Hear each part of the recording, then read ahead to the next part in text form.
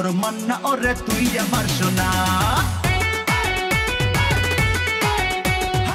আমন্ত্রণ জানাচ্ছি পল্লী টিভির বিনোদনমূলক নিয়মিত অনুষ্ঠান মিডিয়া গসিপে।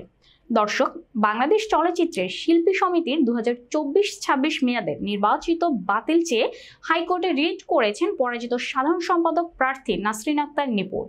রিটে মিশা ডিপজলের নেতৃত্বাধীন কমিটির দায়িত্ব পালনে নিষেধাজ্ঞা চাওয়া হয়েছে।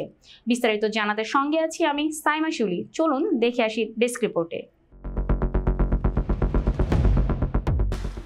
বিষয়টি নিয়ে ক্ষোভ প্রকাশ করেন চলচ্চিত্র শিল্পী সমিতির 3 বারের সাধারণ সম্পাদক জায়েদ খান। নিপুণকে বয়কট করার দাবি জানিয়ে তিনি বলেন, নিপুণ অসুস্থ, তাকে মানসিক ডাক্তার দেখানো জরুরি। পেছনে থেকে মোহাম্মদ হোসেন ইন্ধন দিচ্ছে।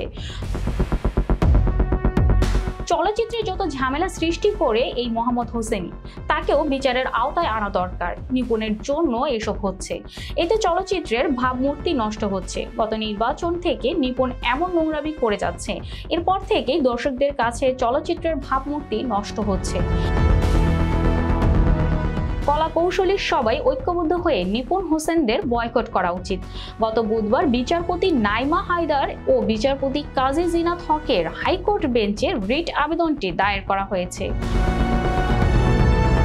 নিপুণের পক্ষে আইনজীবী অ্যাডভোকেট পলাশ চন্দ্র রায় এই রিট করেন। নির্বাচনে অনিয়ম ও কারচুপির অভিযোগ এনে এই ঘটনা তদন্তে কমিটি গঠনের নির্দেশনা চাওয়া হয়েছে রিটে। পাশাপাশি নতুন করে নির্বাচনের তফসিল ঘোষণার নির্দেশনাও চাওয়া হয়েছে। দর্শক, এদিকে সাবেক চলচ্চিত্র সভাপতি জায়েদ খান বলেন, নিপুণ অসুস্থ, তাকে মানসিক ডাক্তার দেখানো জরুরি। বাংলাদেশ চলচ্চিত্র শিল্পী সমিতির 2024-26 মেয়াদের নির্বাচনে জয়ী হয়েছে মিশা ডিপজল প্যানেল।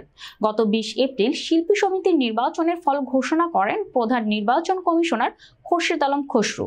আজ এই পর্যন্তই। পরবর্তী পর্বে হাজির হওয়ার প্রত্যাশা নিয়ে আজকের মতো বিদায় নিচ্ছি। আল্লাহ হাফেজ।